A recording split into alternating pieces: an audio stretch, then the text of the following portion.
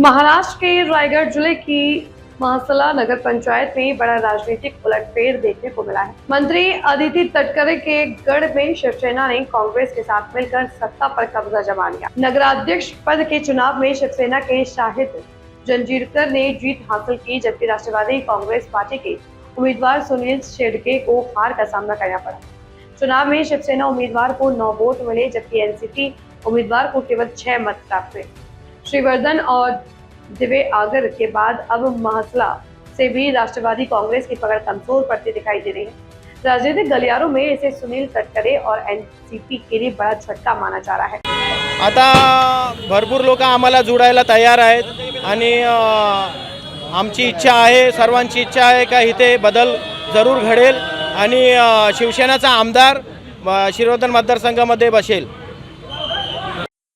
मी मसलावासियांचा व सर्व नगर पंचायतच्या नगरसेवकांचा मनापासून आभार प्रकट करतो की त्यांनी एक हाती सत्ता, हे भ्रष्टाचारी सत्ता राष्ट्रवादीची इथं स्थापन झालेली एक हाती सत्ता चालवत होते, त्याच्यामुळे लोक भयभीत आहेत।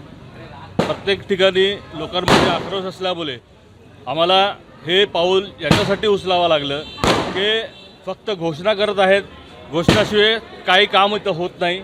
महाराष्ट्रभर फक्त बोलत फिरायचं की मी एवढं कोटी निधी पाण्याचा आणली, 80 कोटी निधीचे बोर्ड लागले गेले, पण तिथं आजपर्यंत पाण्याची स्कीम पूर्ण नाही झाली।